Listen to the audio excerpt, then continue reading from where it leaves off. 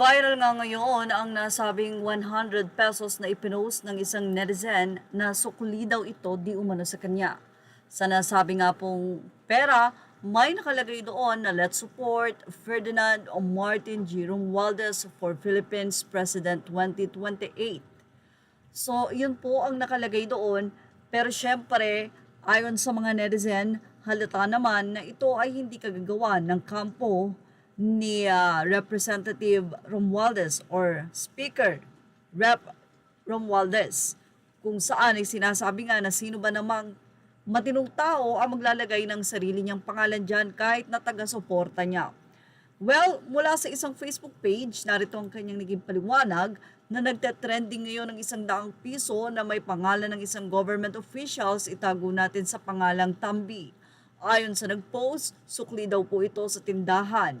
Hindi pa malinaw kung saan galing at kung sino ang may gawa nito at kung may iba pang perang tulad nito na may tatak. Hindi siya edited mga beh kasi may video po to at ito nga ang nasabing video. Ito nga ang 100 pesos na hawak-hawak ng lalaking ito at ipinapaliwanag niya na ito nga ay natanggap niya bilang sukli. Medyo ibinlerp lang po natin at makikita ang 100 pesos na kanyang hawak-hawak. Ito ay patunay na hindi po inedit or hindi sinuman ang nagtatak, kundi ito ay natanggap niya na mayroon ng tatak at nakalagay nga ang let's support Ferdinand Martin Romualdez 2028 for President. Well, parang napakalayo pa ng 2028 para ilagay ito at ilang mga netizen ang talagang medyo hindi naniniwala dito, although totoo ang nakalagay na tatak. Pero sino daw kaya ang may gawa nito? Lalo't bawal na sulatan o gawa ng anuman ang pera.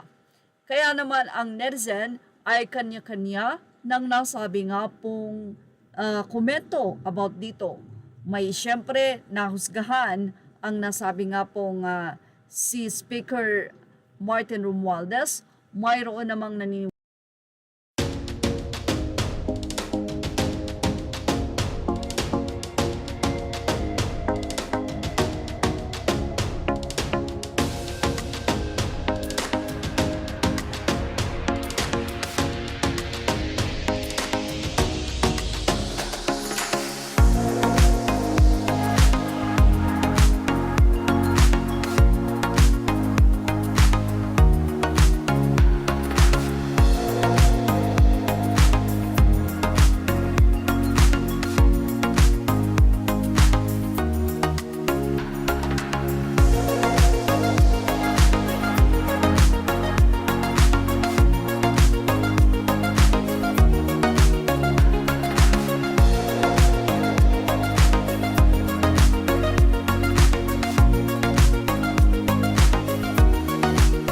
Well, sa nga ng mga netizen, sana'y mapanagot ang gumawa nito.